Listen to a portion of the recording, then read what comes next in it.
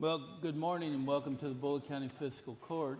It's August the 20th of 2024, and it's 9:30 a.m. Magistrate Blima, would you lead us in the invocation and pledge? Let's pray. Heavenly Father, we thank you for your many blessings, Lord. We just thank you for this time that we come together, Lord, to discuss matters of the county and issues that are going on. We just pray that you give us guidance and wisdom on all these issues, Lord. We just thank you for your Son, for what he's done for us on the cross. We pray all this in Jesus' name. Amen. I pledge allegiance to the flag of the United States of America and to the republic for which it stands, one nation, under God, indivisible, with liberty and justice for all. Thank you, Brian. At this time, Sam, if you call the roll to bring the court to order, please.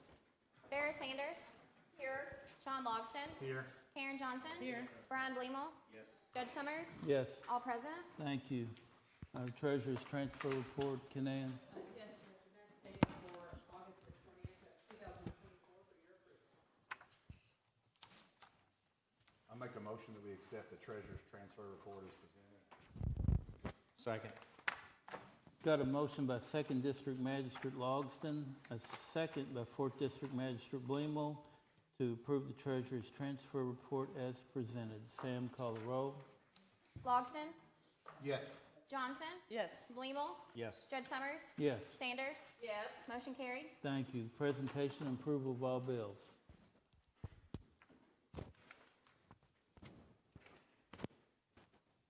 I make a motion that we approve all bills as presented.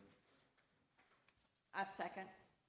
Got a motion by 2nd District Magistrate Logston, a second by 1st District Magistrate Sanders to approve the bills as presented. Sam, call the roll. Johnson. Yes. Bleemel. Yes. Judge Summers. Yes. Sanders. Yes. Logston. Yes. Motion carried. Canan, you have a treasurer's report? I do, Judge. That would be the appropriation condition report, a revenue condition report, an info fund cash transfer report, and a financial statement through July the 31st of 2024 for your approval. I make a motion that we accept the treasurer's report. Second. Got a motion by 1st District Magistrate Sanders, a second by 4th District Magistrate Bleemel to approve the treasurer's report as presented. Sam, call the roll, please. Bleemel. Yes. Judge Summers. Yes, Sanders. Yes. Logston. Yes. Johnson. Yes. Motion carried. thank you. Approval of the minutes for the August 6, 2024 meeting.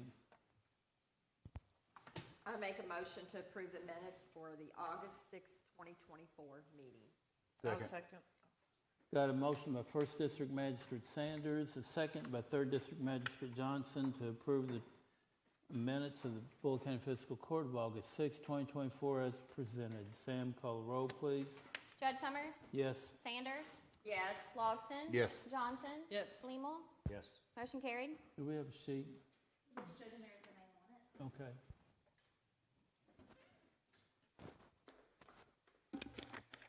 Oh, thank you, Tammy. I got it. Chris Jones on the EPAD ordinance. Chris, welcome. Yep, good morning. So my name is Chris Jones. I'm with Energize Kentucky. Karen knows me well. Tammy at this point knows me well. And Walto, we just spoke on Friday, but had never met really here in person. So I manage a company called Energize Kentucky. I was here back in February, much colder than it is today, certainly. But I was back in here in February and presented what energy project assessment districts are. We had been contacted by a hotel developer at that time that wanted to access PACE financing through the EPAD programs. And just as a quick summary, so PACE financing is special assessment financing that developers can access at lower costs, generally about 5 to 7% rates lower than preferred equity for their capital stack of these developments. And so that's why it's become pretty popular not only in Kentucky but around the country. But for these developers to access the PACE financing, there does in Kentucky have to be an Energy Project Assessment District, or EPAD for short, created either within the county or a city where the property is located. And so, again, we presented the EPAD legislation back in February. I understand that the first reading of the ordinance was in June. And the reason I'm kind of here now is that we actually have had a second developer request PACE financing, and it's a fairly large development. And so there's some, kind of urgency to it now. And I understand that when the ordinance was read back in June, there were some questions with regards to the administrative functions, from the clerks and PVA, and, also from the sheriff. And over the past week, and even up, till even this morning, we're trying to provide some information to, Tammy for clarification. I know I only have 3 minutes and probably close to it, but I would just say that, other counties have gone before you. So we just finished with Pulaski County. These interlocal agreements that are being requested in addition to the ordinance, those are approved by the Attorney General's office. And so our most recent one was just last month. For, again, Pulaski County, they had a large development there that PACE is a part of. Woodford County, Franklin County, Boyd County, Morgan County to the, east, kind of all over. But anyway, I know I'm not on the agenda here, but just wanted to hopefully continue the conversation. The only thing I would say is that the developer, so what would happen here is, I'm not able to really kind of divulge exactly who the developer is at this point, but if we were to proceed and there would be an ordinance, created, then the actual project and the special assessment request would come back in front of fiscal court. And at that time, the full details of the development and the, special financing agreement would be, provided at that point. Okay. And also, I guess one last thing is that, again, this is simply a pass-through special assessment to the county. This is not a tax abatement. It only affects the one property owner who's requesting this special assessment. So, yeah, no one else is affected. We really try to, minimize any administrative burden, on the county offices at all. If there would be a worst case, and again, very, very worst case delinquency, it would just get put on the regular delinquency tax sale process, and that's really kind of about it. So I know my 3 minutes are up. Okay, well, Chris, I have one question, and Tammy, can you rewrite the ordinance? Well, so, Judge, I think we have some language issues in Right. the ordinance or the agreements, just where it talks about the sheriff shall do certain things. Sure. Of course, when Walt's reading that, it's like, and I assured Walt that we wouldn't take any action on this today without him being here. This is actually the chief deputy. I was Yeah. saying, Walt's not here this morning. Yeah. He's at a training. Oh, sorry. So I assured him we wouldn't take any action on it this morning so that we would have time to work on that language. And I haven't got to meet with Kevin yet either. So when Mr. Jones is talking about, there's a delinquency, then Kevin steps in and it goes back on the tax bill and has to be sold. I'm not sure what those steps are. I know Kevin's going to need to know exactly what that looks like and what those steps are. Right. And the attorney with the firm did send me an email yesterday afternoon and another one this morning. I didn't have enough time to go through that yet and get Okay. with Kevin about that. So I think if we want to take this up again, maybe at the next meeting, that should be enough time for me to get with Kevin and Walt and kind of get the language figured out. And Clint had questions too. Yeah. Yep, just for clarification. Okay.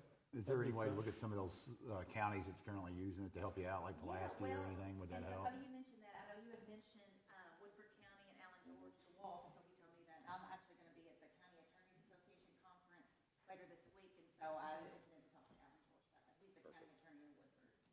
Okay, Good deal. all right. Well, Chris, thank you for coming back. Tammy? Thank you. Keep that big developer on the hook, and we'll see what we can get Yeah, that thing moving well, along. chomping at the bit, so yes, but Okay. thank you all for the time Thank this you. morning. Yeah, appreciate it. Yeah. You're welcome. Thanks, Chris. And we have a presentation now from Tony Wilson of the Animal Control. Tony? David?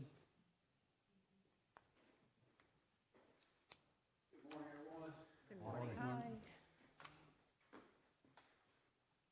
Lots of fun stuff going on with us, huh? Yep. All right, so I'll go ahead with the report for July 1st. our accomplishments so far for the month of July: continued Shelter Buddy program. We have one pending cruelty case still ongoing. We have one pending cruelty case that's just begun. We have some ongoing animal control issues. Report to the county attorney's office is underway. We're trying to work on those issues, get those solved.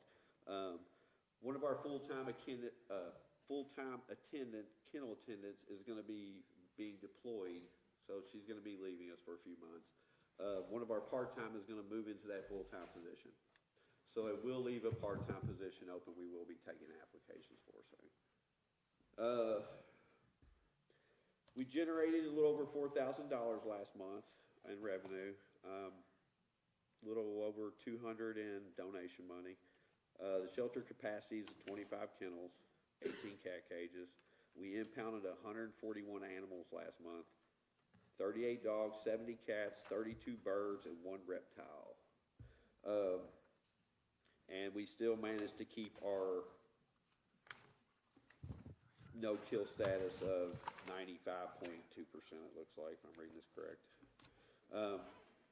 Currently, we have 39 total animals, 31 dogs, and 8 cats. We processed 92 animal control runs last month, 25 animal control issues, 8 cruelty complaints, 55 general dispatch runs, and 4 routine inspections. The routine inspections are like boarding facilities and stuff like that where they do have to purchase a kennel license from us.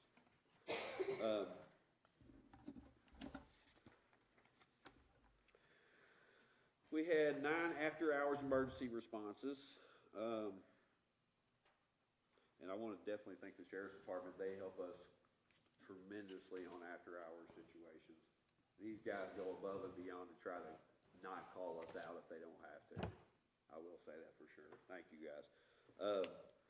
We emailed 30 resource guides out. These are resource guides to help people to either rehome their animal or find food or low-cost bedding, a little bit of everything. So we did email out 30 of those resource templates last month.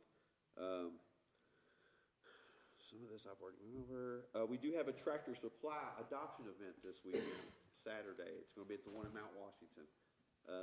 We're going to have some animals there. A couple of the girls are going to be there with some animals. It's going to be a nice event. So hopefully that goes well. We get some animals adopted. What time is that? I think it's from 10 to 2. 10 to 2. Okay. And I think there may be some other animal organizations as well, too. I think it's like a big adoption event they're holding there. So. Okay, cool. And then we also will be participating in the Harvest Homecoming event in Mount Washington. They've already got us a nice tent. We're set on one of the end of the aisles there, so they got us a nice little spot. So it's going to be a good deal. We're hoping to bring quite a few animals to that and try to get some adopted out. Depend on the weather, I guess. We also are collaborating with Amazon in Shepherdsville about potential outreach opportunities. And then we are still working on KBVE to get our euthanization stuff still going back in-house. We're hoping to have that ready by the time the new shelter's ready. And then we're also working on some training for everyone. We will be sending one of our kennel attendants next month to the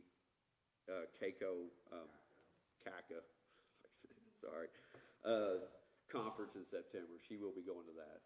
So we are starting to work on some training for people as well, too. Good. All right? Okay, Tom. That's all I have for the report for the month of July. Now we get to start with the fun stuff with this nice shelter we're building. This up here, these pictures up here that she just showed you all, we had an Eagle Scout. Girl Scouts did the little things for the cats here, where they had little things they could lay on in the cages. That way they're not laying in the cages. They did a real good job. And then we had a couple, is it Eagle Scouts? The Eagle Scouts did a donation drive. What they're building hasn't been delivered yet. This is also the Girl Scouts. This is also the Girl Scouts? Wow. Okay, so the Girl Scouts also built these little agility things that we've got in our yards to help the animals. It's been great. I mean, these guys do great things. The animals are a little scared of still, but they tend to look at them like, what is this? But it is great these guys are donating things like this and putting some effort. I mean, they put a lot of hard work into these things, you can tell. And like David said, we got some Eagle Scouts that they're making something for us as well, too. They're making like a holder for all our cat traps. do the TNR program, you're basically keeping these cats in the trap for about a half a day. So you have to have somewhere to hold them. So they're making these nice racks where you'll be able to hold them on there and nobody will be able to, like, everything won't fall on top of each other. So they're working on that. That's definitely some good things we got going on. All right, then we'll go to the shelter part. All right, so here's sort of the plan. Now, I'm not a builder, so I probably couldn't explain half of this to you all, no offense. I tried to see if Jamie could come today, but he said he had other plans, unfortunately. It's gonna have a nice, as you tell when you come in, it'll be nice for you. You'll be greeted by, you won't be surrounded by animals as soon as you walk in the front door. It'll be a nice entryway. You'll have a nice little desk area. We'll have 2 bathrooms on each side of the desk, on each side of the front office there. We'll have 2 private offices there. Those will be for the animal control officers and myself. Up here to the right here, you also are gonna have 2 cat rooms. One is gonna be for your TNR RTF program. In other words, those are the return to field cats. Those aren't put up for adoption. Those are basically fixed, ear tipped, and go back where they were caught and released back out. The other room to the left here will probably be our adoption room. That's where we'll put the cats up that are for adoption, kittens usually, and anything that's got medical issues. So the cats will be housed separately. I talked to Jamie very thoroughly about the building situation. He's working very hard on trying to figure out the walls with the insulation and acoustics to try to keep the noise and the sound down. Because that's one of the biggest issues you deal with in an animal shelter is stress on the animals from the sound. You'll have a couple of nice entryways on that. The parking lot's gonna be up to the top of the plans there, if you can read that correctly. They did tell me they've switched a little bit of the back end of the building around where they flipped the garage to the parking lot side. So it makes a little easier entrance on getting in and out of that garage. They were afraid it was gonna be too hard of a turn to get in there from the other side. Which is good because I also asked Jamie about putting a door next to the bigger garage door there. So that way if you have somebody coming in with an aggressive dog, they can go in through the back door instead of bringing them through our front door lobby. So it's gonna make it a lot easier. With that being said, you have a garage. We'll be able to pull our trucks into these garages and unload our animals. Right now where we're at, we are unloading animals out in the open, in the increment, rain, snow, everything. So this is gonna be definitely a plus in that area. You're gonna be able to pull your truck in there, close your garage door, unload everything without having any issues. And we're also gonna have some holding cages in that garage. It'd be kind of like an intake area. So in other words, there'll be 4 or 5 cages in the garage area that you'll be able to basically, once somebody comes in there, they'll be able to unload the dog and they can pull right back out and take off. I'm also working on some of the sheriff's department maybe to where they might be able to have some sort of entryway in case if somebody gets arrested with a dog in the car, they can take the dog over and put it in a cage for us. Save us having to go out, save them trouble, have to wait on us to come out. Working on that might be down the road. But also, kennel-wise, you see we've got a nice big area here. I've talked to Jamie about these kennels. We're kind of still up in the air on sizes of the kennels. The main hallway there, right now it shows about 24. 24. Your bottom row there, we were talking about maybe splitting into smaller cages. But we're not sure about that. That might be too small. I was talking to Katie this morning about it. We may get with some of these bigger companies like Amazon and Tractor Supply, see if they want to donate some more kennels, and we'll put their business name on the kennel if that's something they want to, because these kennels run about $5,000-$6,000 a piece. So they run it quite a bit. But at least they would have their name on there and they could say, hey, we donated this kennel to the shelter, maybe something we can do that way. Because we're going to have a lot of unfinished area there to where we can add on later on. Because obviously, as you all know, this county is just going to get bigger and bigger. This way you're not stuck in a building where you can't get bigger. You got plenty of area to upgrade. I would say, if I'm counting correctly right now with the numbers they have on there, you got a quarantine room. In other words, that's where you quarantine your bite dogs, usually for the most part, or your more aggressive dogs. We had that a separate area just for that. That way the public isn't having to view all that or go by those animals. Right now they do. That's going to hold about 4 or 5 cages in there. You'll have a youth room right there below it. I'm Unfortunately, that is something every shelter has to have, is a euthanization room. That way, it's gonna be a room where there's no other dogs in there. The dog's not gonna be stressed out while you're having to put it to sleep, unfortunately. And then next to that is gonna be a medical room. That's where we'll house a lot of our medical issues. It's gonna hold probably 3 or 4 animals in there as well too. So altogether there in the back, you're probably looking at about 8 holding cages, and then we'll probably have 4 or 5 in the garage. So altogether there, you're looking at probably 12 to 15 cages in the back rooms alone. And then you'll have 24 regular kennels in your main hallway. So we're going up quite a bit in size for the most part. And the biggest thing is you're gonna have all this area for future to move even bigger eventually. It's gonna have its own separate laundry room, its own separate kitchen, which is definitely a plus. All the girls and all the staff have been very happy about that. There's actually gonna be a break room there. I'll kind of walk up there and tell them better. This is gonna be the break room area here. It's gonna be real nice. There's gonna be an entryway here just for the employees. Right now, employees don't have an actual entryway. They don't have their own personal space there to hold anything. These are gonna be where they'll have their own personal lockers here where they can store their stuff in and their personal items. Because right now, there's nowhere to, it's just everything's open, unfortunately. So we're looking out for the safety of our employees as well too in this situation. This room right here is gonna be a grooming room. It's gonna have a bathtub in it with a walk-up bathtub where they can bathe animals. There's no other animals in there to bother them while they're doing it. It's also gonna have it's gonna be like like a mop sink, I guess, for janitorial issues. And then they have a grooming table probably or something there too. We gotta trim any of them up. So that's gonna have an area all to itself. The office spaces, obviously, we're gonna have 2 private offices. That's something the shelter's never had. I don't know if any of you have ever been to the shelter, but it's just one big room is the office. So it's not much privacy there. So this is gonna definitely be a plus for animal control because when you're doing animal control cases, you don't wanna be out in the public for everybody to see what you're working on, so especially with pictures and stuff like that. So this is definitely a plus. Like I say, all this is gonna be future expansion. I think it's lower, I think you said about 2,000 square foot if I'm right. Maybe a little more than that. This is where he's gonna have drainage already put in here to where we can add kennels later on down the road to where we can expand at no extra cost to us besides buying the kennels themselves. Definitely gonna be a plus in that area. You're gonna have quite a few entryways. Like I said, I'd asked Jamie about putting another door here in case you have some issues with the big door, and we could also, like I said, intake more aggressive dogs through the back if we have to. You have a couple doors on this side. Your parking lot's gonna be on this side. You'll have parking in the front, which will be handicapped and some other parking. There will be a roadway around this side as well too.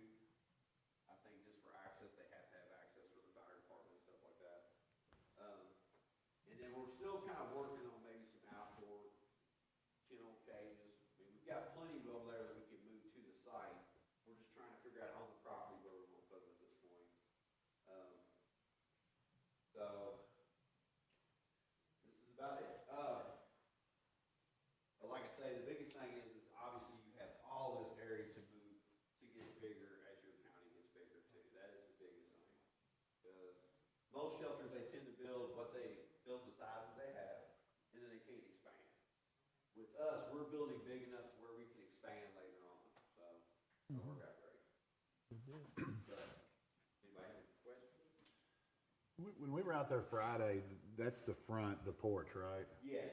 It didn't look like, based off where those footers were, that there's enough room to even like pull a car. Are we gonna have to add a lot more fill there? Cause the footer went across and I don't know how big that porch is. Yeah, I talked to Jamie a little bit about that. He did say something about maybe putting some more filler in there to fill it out a little further. Okay. I think with this render, it's kind of got the garage on this side. Actually, the garage is gonna be on the opposite side, if I'm correct. Okay. It just seemed really tight where the Yeah. edge of the building was to Well, follow. I think originally their plans were to put the garage on this side, but it was so tight going around that way, I think they wanted to move it to the other side where it'd be more easily access to get in and out of that garage. Okay. But yeah, I agree with you. We're gonna have to build up, I think, a little bit more. And I guess my next question, like you showed those pictures of the Girl Scouts, if you're facing that building, it's got that big field on the right, is that Yeah. where you're going, is there gonna be a fenced That's area? probably what I'm thinking, where the best place to put your outdoor kennel runs. Okay, and then you just build stairs or a ramp down, Something cause like it that, a drops ramp or off, cause they had to stairs or raise something, it. so they can go down there and take the dogs out or put them in a cage and let them get a little outside time for a little bit. Yeah, we're hoping to have at least 3 outside cages, Okay. Yeah, that's gonna be or nice, should I say outside dog runs, I guess, but, yeah. yeah. So it's definitely a plus. We're definitely gonna be in a situation where we can expand later on.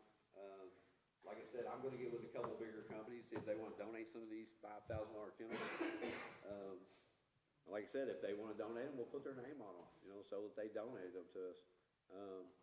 We work really close with Tractor Supply. Like I said, we do events there.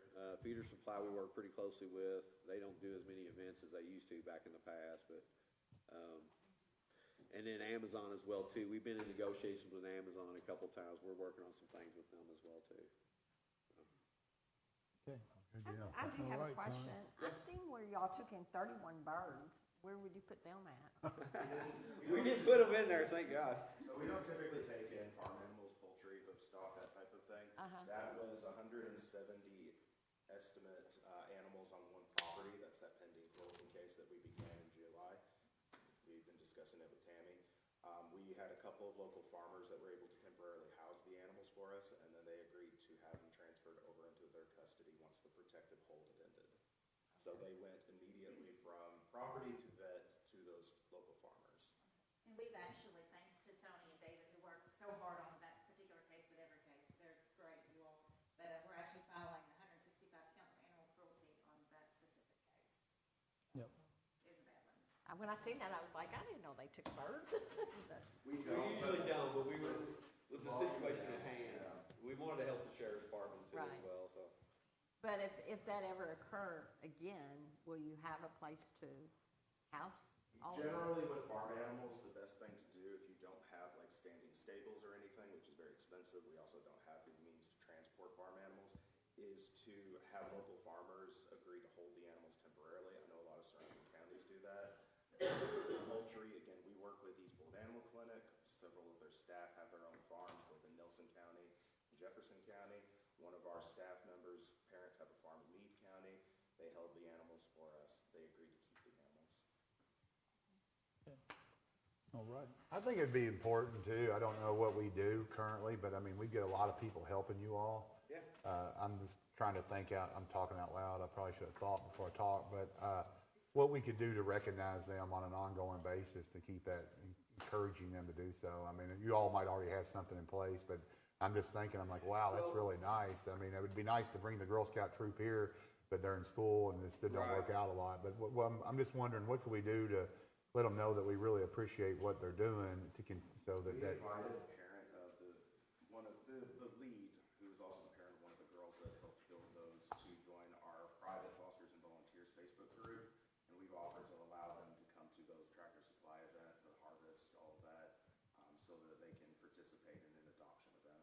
Okay. There you go. Yeah, Well, you have an evening meeting coming up too, if you wanted to invite the Girl Scouts to that. That's what I was thinking. Yeah.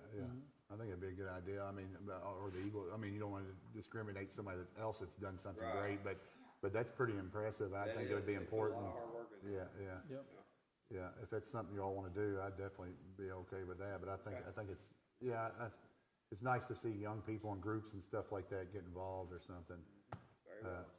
In And, the Eagle Scout project, they ended up donating about $2,000 worth of supplies and cleaning supplies, pet supplies to us. This past year. that's amazing. So we need to figure out something to, whether, I went to Mammoth Cave a few weeks ago or something, and my son, he got a little badge, ranger badge, a little sticker, and he thought that was the coolest thing in the world. But, but I don't know, just little things like that seem silly sometimes, but they go a long way. I think they do. We try to always make social media posts on anybody that donates anything to us, just to thank them, obviously. Sometimes we do overlook a few here and there because you just get so many in.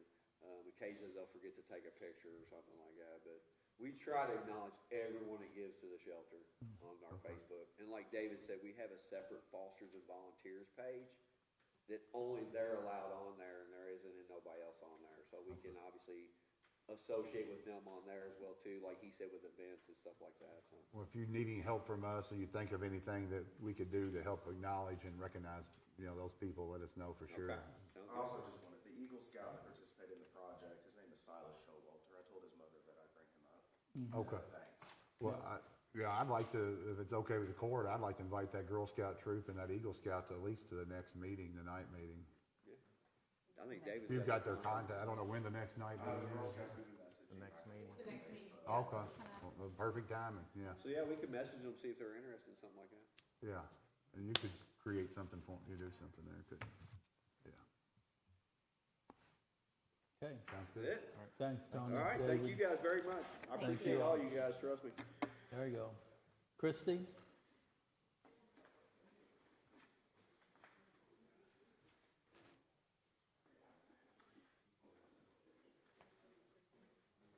Good morning, Christie. Good morning. Good morning.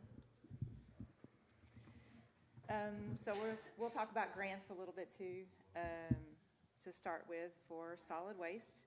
We have applied and they've received our 2025 litter abatement grant. Every year we'll get between $75,000 and $78,000, and that's what funds the litter abatement crew from the detention center. So we've already applied for that next year. That's an annual calendar year grant, non-matching.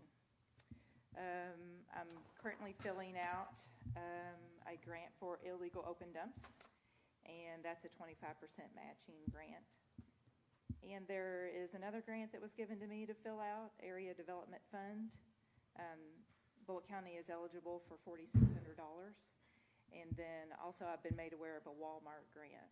I want to get some small recycling containers to possibly use in the schools with that grant, if I can get that turned in on time. Community collection events. We are doing, because school has started, I think I talked to you guys about this when we met last. We're doing broken crayon drive for the elementary schools to learn to recycle things that they use, and then we'll have those melted down into something and then given back to them as what their recycled material made. Household hazardous waste is coming. That's been shared a lot on social media. Last year we had a great turnout. This year I've told our contractors coming to expect double. So we hope to run 2 lines instead of 1. We get calls every week now, a lot of questions about paint, always, what to do with paint. With my recycle grant that I got, there's a little extra that we were awarded, so I want to do a shredded day. Haven't really picked a location to do that, but I'd like to do that in the fall. And in September or October, I'm going to be reaching out to you guys to do community litter cleanup. So I might be asking groups if you want to take part in Bullitt County cleanup days, not dumpsters, but litter cleanup. And we're going to work with a Cleaner Kentucky. Her name is Whitney, and if you follow her on social media, she goes to every county and she's cleaning up waterways. Well, we want some organizations in Bullitt County, whether it be Vera, if you want to do a small litter cleanup in your area, any area, we'll establish some groups, and if the detention center wants to, I'm sure I'll talk to Charlie about letting our office do some litter cleanup over there too. So we'll be asking different groups if you could just do a little litter cleanup in your area, whatever area you are, if you want to do something in your area, and then we'll post those to Cleaner Kentucky and talk about litter as everybody's responsibility. For recycle, May 2024 was the first month. We had over 1,000 people. In July, we also had over 1,000, so we're consistently staying over 1,000 visitors. 6,394 visitors year to date.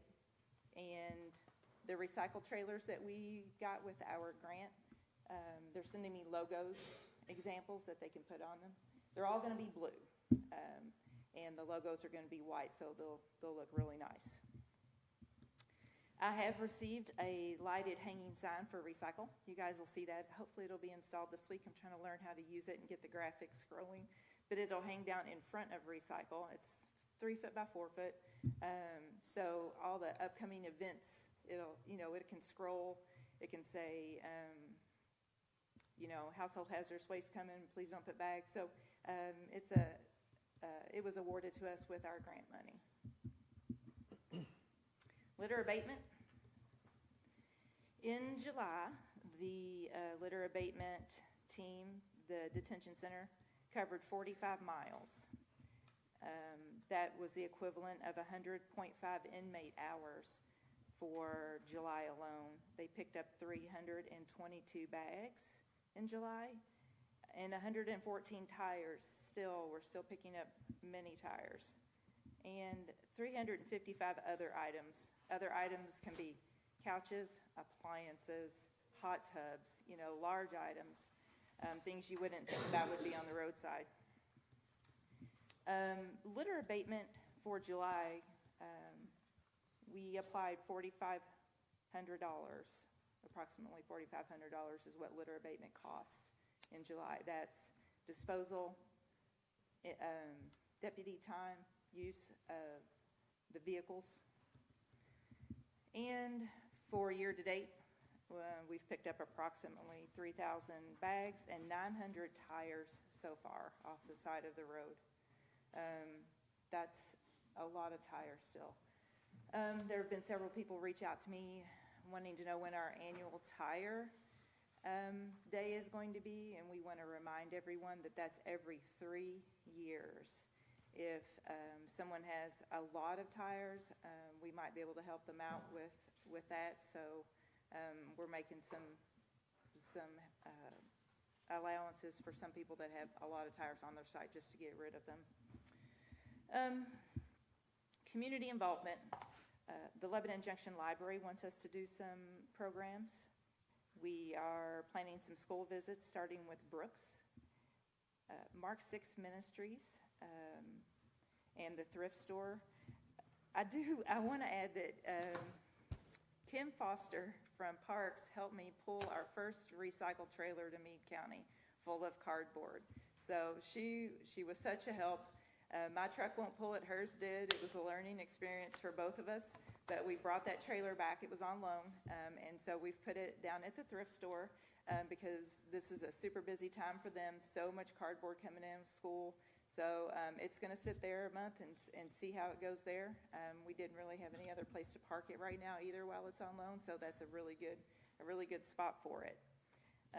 Also, we're making Halloween bags specific to recycle, so those are coming up. I might ask for some inmate help putting those together, but they're going to have information in it and then some environmentally friendly and sustainable, maybe school supplies to put in it.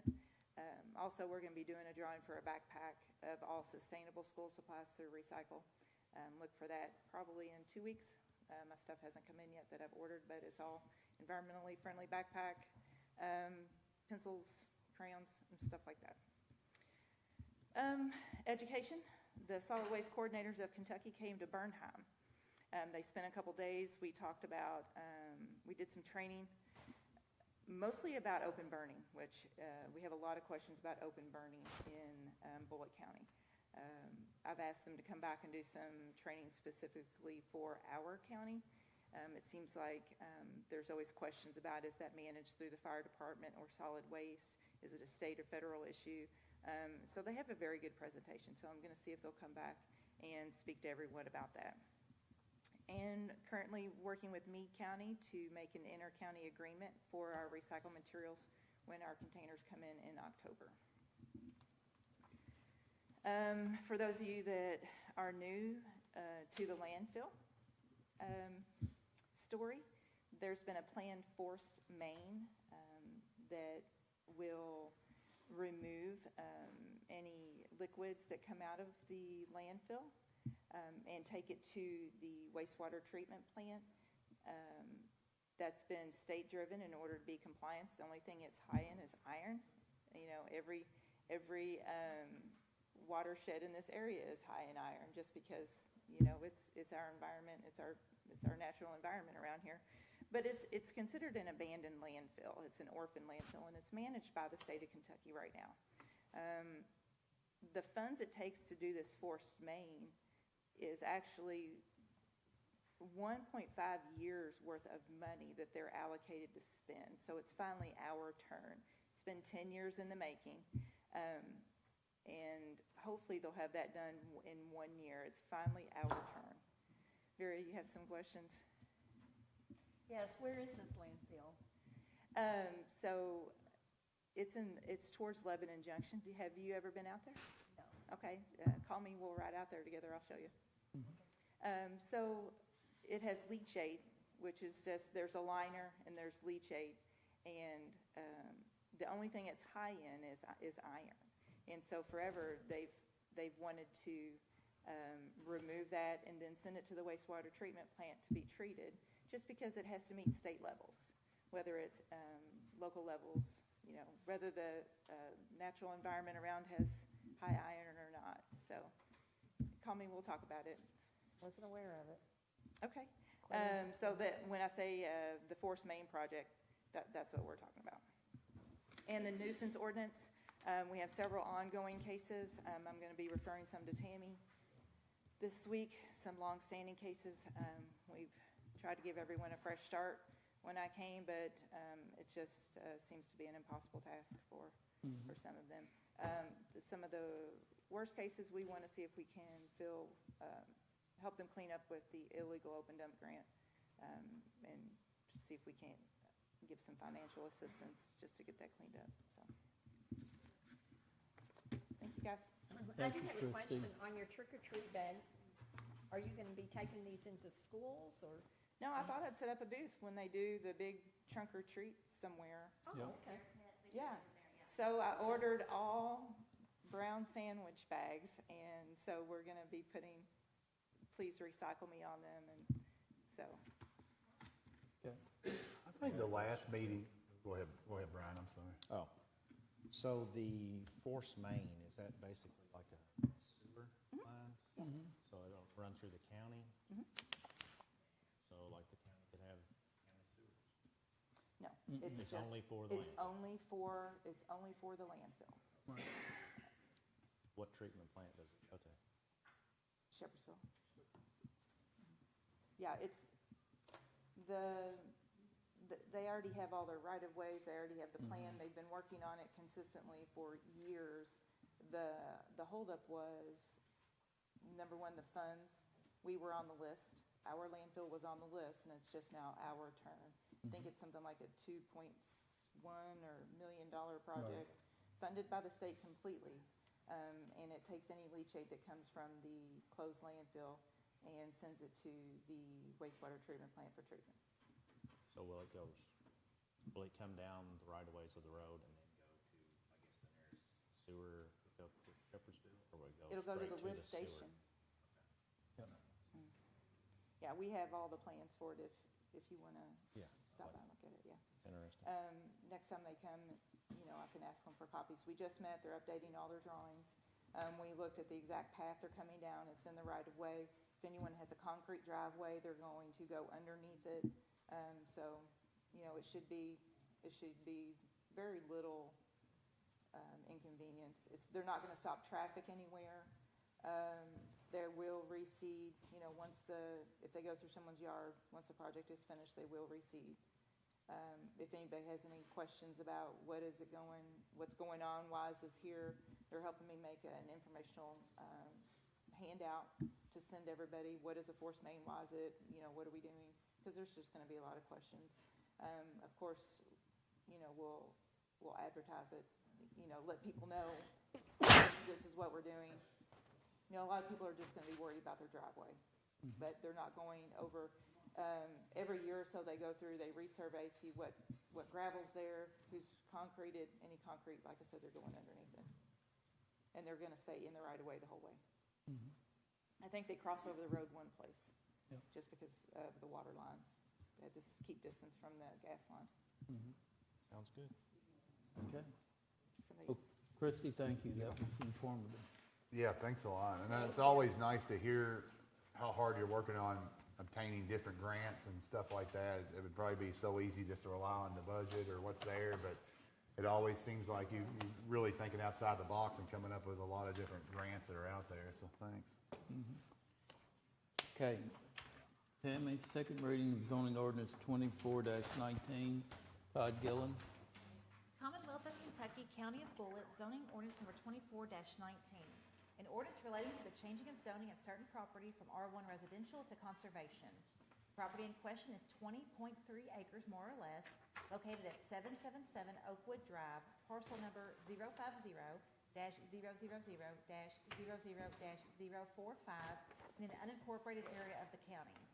Whereas the Fiscal Court of Bullitt County has considered the evidence of the public hearing held by the Joint Planning Commission and the recommendations of the Commission, the information provided in the staff report of the Office of Bullitt County Planning and Zoning, and the testimony and evidence presented at the public hearing held by the Fiscal Court, and whereas the Fiscal Court concurs in and adopts the reasons of the Joint Planning Commission for said zoning change, and approves and accepts the recommendations of the Planning Commission in this matter as set out in said minutes, and determines that the proposed zoning change is acceptable and should be approved. Now therefore be it ordained by the Fiscal Court of County of Bullitt, Commonwealth of Kentucky, Section 1, that the above property located in the unincorporated area of Bullitt County, and more particularly described in the minutes and records of the Planning Commission, and docket number 2024Z-32, is hereby changed from R1 residential to conservation. Section 2, this ordinance shall take effect upon passage and publication as required by law. Section 3, should any section, provision, or part of this ordinance be declared unconstitutional or invalid for any reason by a court of competent jurisdiction, then the remainder of this ordinance shall not be effective and shall remain in full force and effect. Section 4, all ordinances and resolutions to the extent they are inconsistent herewith are hereby repealed. Given first reading and public hearing at a regular meeting of the Bullitt County Fiscal Court on the 6th day of August 2024. Given second reading at a regular meeting of the Bullitt County Fiscal Court on the 20th day of August 2024. Thank you, Tammy.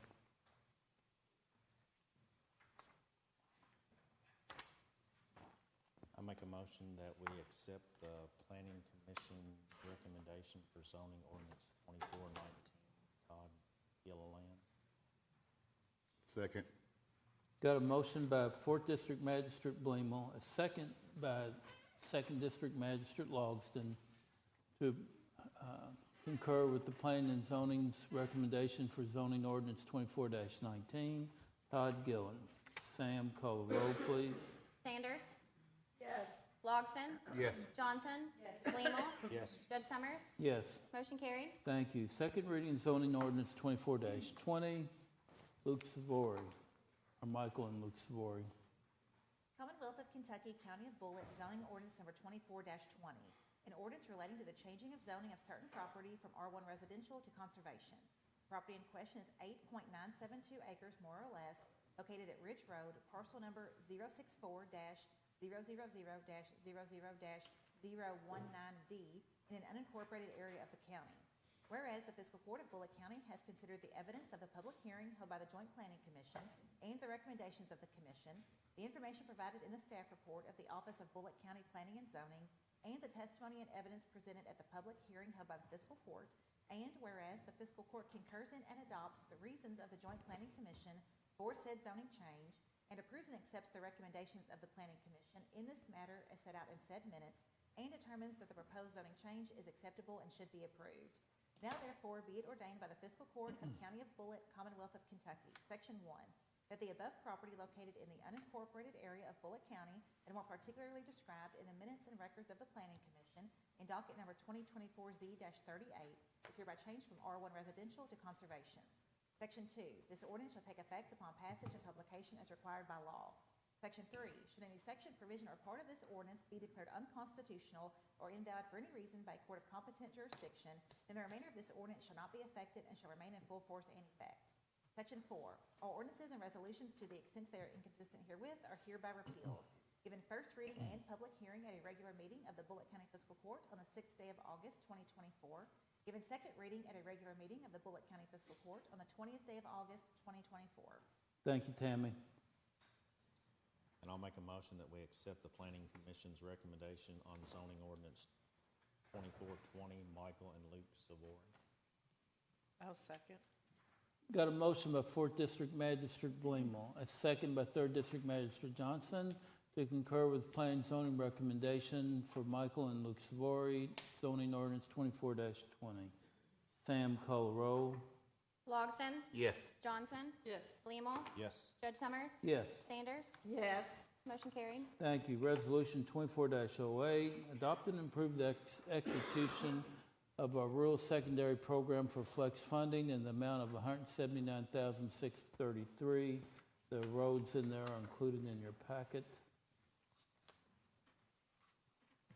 Resolution 24-08, Fiscal Court of Bullitt County. Resolution adopting and approving the execution of a rural secondary program agreement between the Fiscal Court and the Commonwealth of Kentucky Transportation Cabinet, Department of Rural and Municipal Aid, and accepting all roads and streets referred to therein as being a part of the county road system.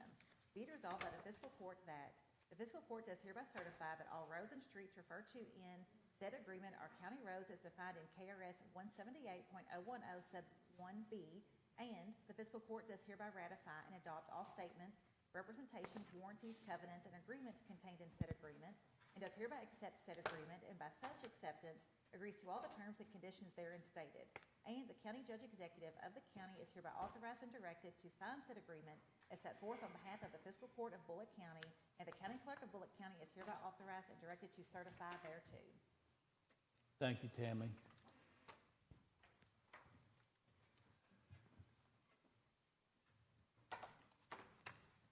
Well, I'll make a motion that we accept Resolution 24-08 and adopt and approve the execution of the rural secondary program for flex funding. Second. Got a motion by 2nd District Magistrate Logsdon, a second by 4th District Magistrate Blamel to approve Resolution 24-8, adopting and approving the execution of the rural secondary program for flex funding in the amount of $179,633. Sam, call the roll, please. Johnson? Yes. Blamel? Yes. Judge Summers? Yes. Sanders? Yes. Logston? Yes. Motion carried. Thank you. Rural and Municipal Aid Program Agreement. Summary, Tammy.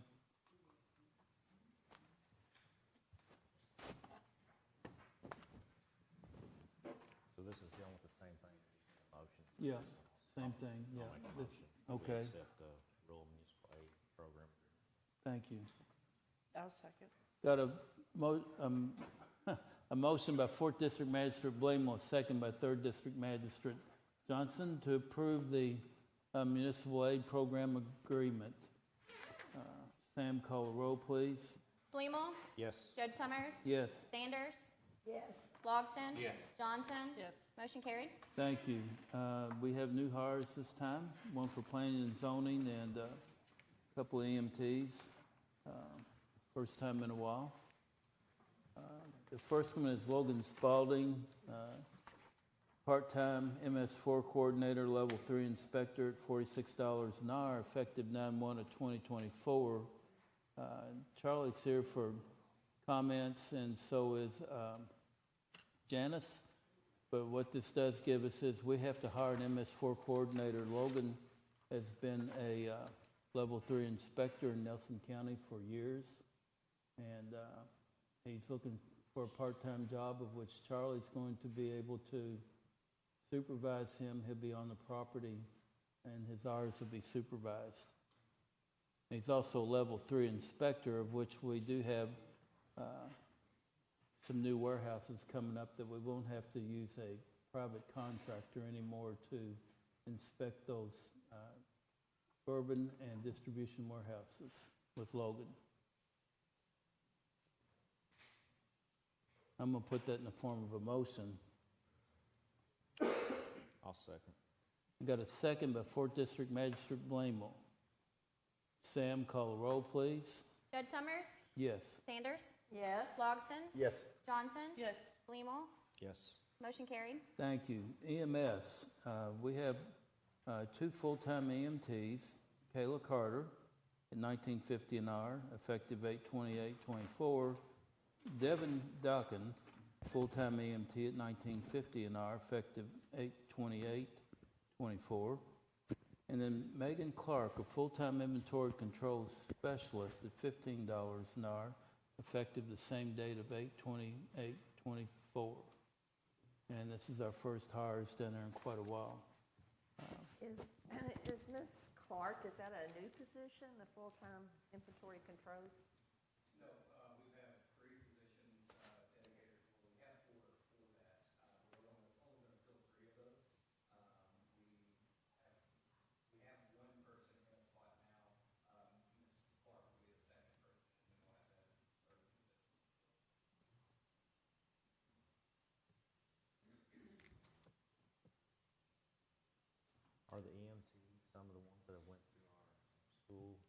No, not yet. We've only had, as far as I understand, just one of them that's passed the national board yet. And when they do, we'll bring them in here to court. I'll second that motion. Okay. Sam, call the roll, please. Sanders, Yes. Logston, Yes. Johnson, Yes. Gleamle, Yes. Judge Summers, Yes. motion carried. Thank you all.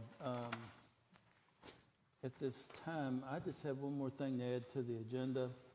The building at 245, the old Southeast Fire Department building, we'd like to have permission to put the contents on .gov and also to be able to, if someone wants all the contents, for them to be able to raise the building for the contents. It's part of our agreement with the Grand Reserve that it needs to be removed by the December 31st of this year. So I'm looking for permission to be able to put all that on .gov. We've got it cataloged. There's quite the inventory of anything from bed frames to what I'm going to say doors and actuators and safes and all kinds of really amenities that were in the building. That's all this leftover excess stuff. It wasn't the fire department stuff or anything? Or No, it's all ours. Everything in the building belongs to us. There's like stoves, kitchen cabinets, the whole 9 yards. All right, I'll second that.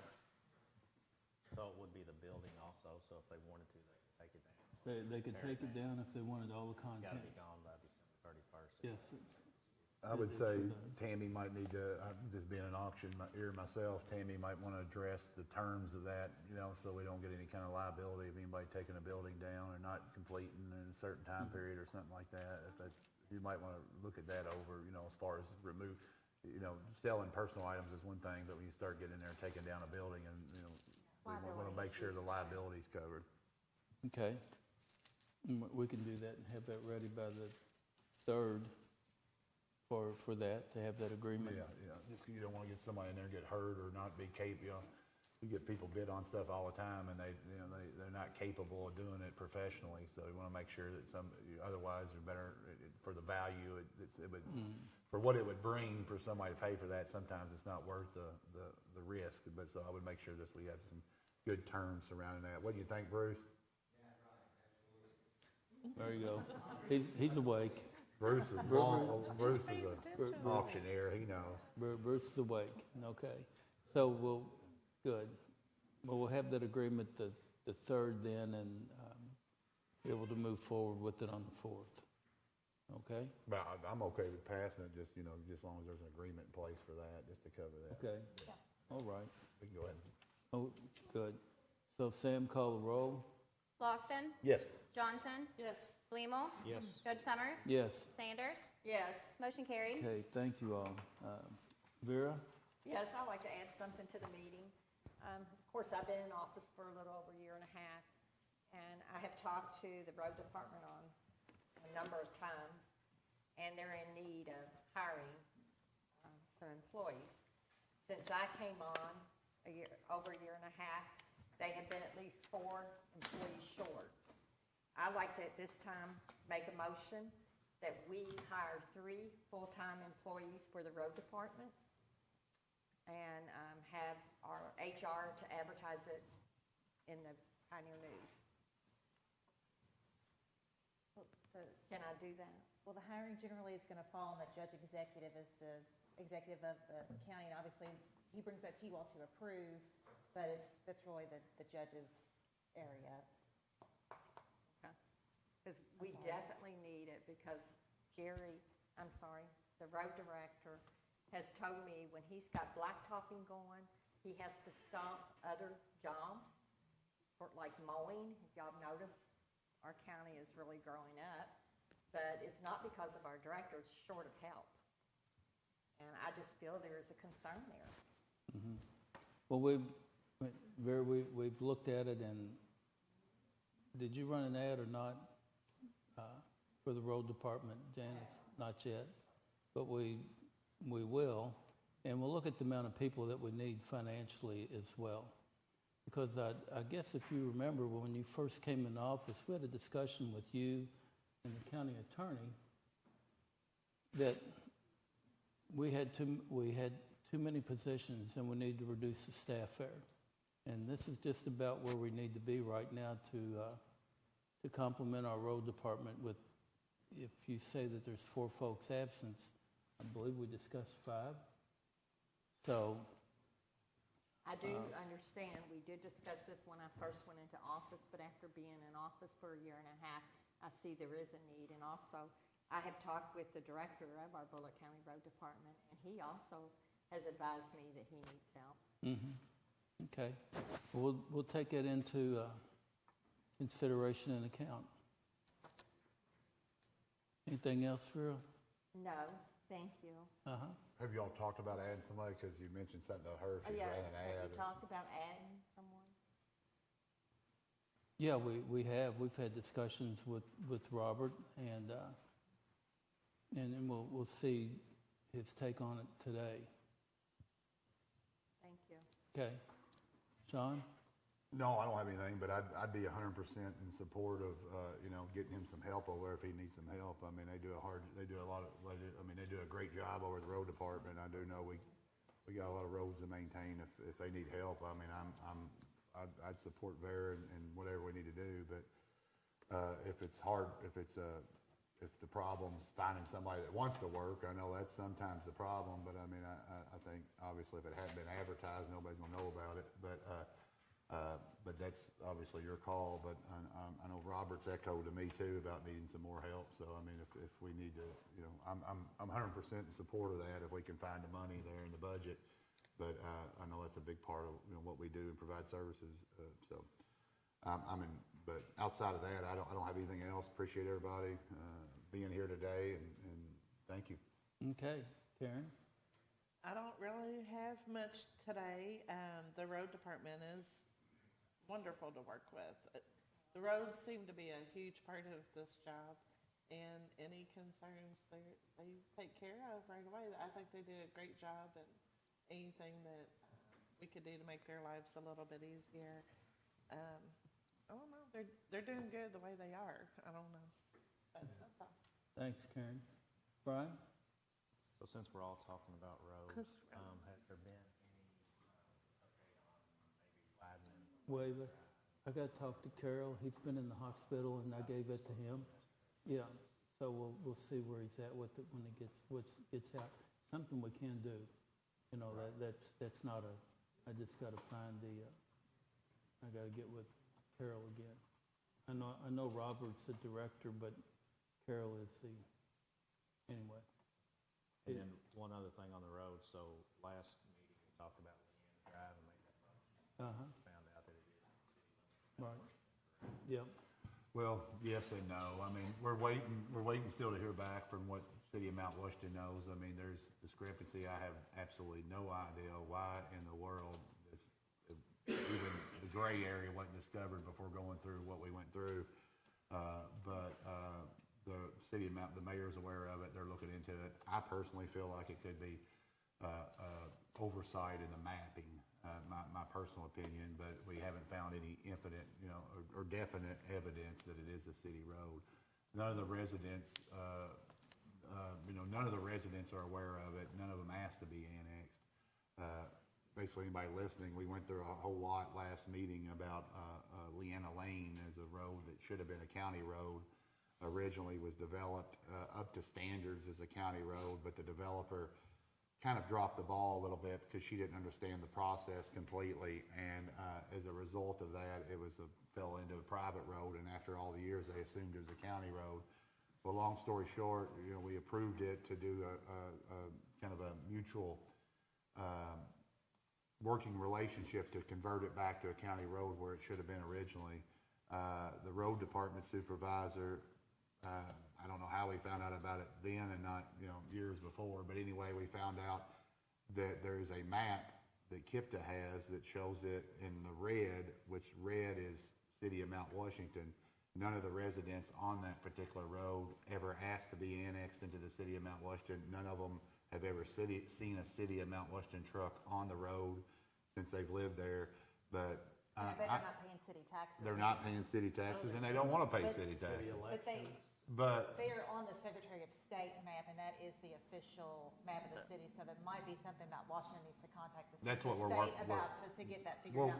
Because it's really funny, it's like a dip in the city lines, like the roads around it aren't in the city, but it is. Yeah, and we're working on that right now to see if that map, I mean, it's no different than I do real estate and auctions, and I look at the PVA map all the time for reference, and those PVA lines are not, you cannot go by those PVA lines. It might have half of somebody else's property on there.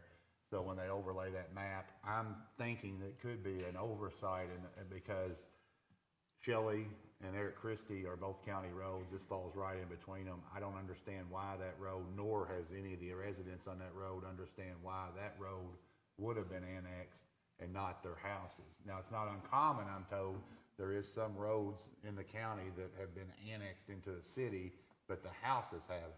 I'm learning through this too, and trust me, every resident's on that road scratching their head going, what?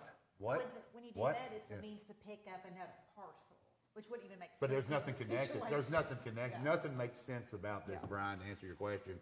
So I don't wanna go on record and say that it is a city of Mount Washington road, cause we don't know yet, 100%. I think the point is, if, before the county can do anything, that's gotta be. Yeah, we're 100% agreement behind the curtains that we're not taking we're not going over there until we know for certain if it's a private road, or, because if it falls in the city of Mount Washington, then obviously the burden falls on them to maintain that road and not us. But right now, I'm not suggesting that it is or it isn't, if that makes sense.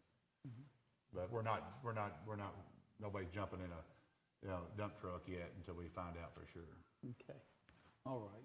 Anything else, Brian? No, that's all. Okay, and in conclusion, I have a health department meeting tonight, a local government meeting Thursday, and a KIPTA meeting Thursday.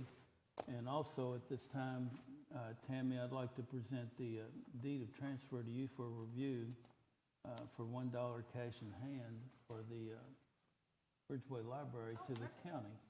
If you'll review it and then if you find it satisfactory, pass it out or send it out to the court, and we'll vote on it Sounds perfect. November, September the 3rd. Yeah, the next meeting. That sounds great. Okay? All right. So at this time, Vera, Yes, it's 10:38, time to adjourn. Second. got a motion by First District Magistrate Sanders, a second by Fourth District Magistrate Bleemel to adjourn the Bullitt County Fiscal Court meeting at 10:37. Sam, call the roll, please. Johnson? Yes. Bleemel? Yes. Judge Summers? Yes, Sanders? Yes. Logston? Yes. thank you all. I put those bids in your packet, Karen.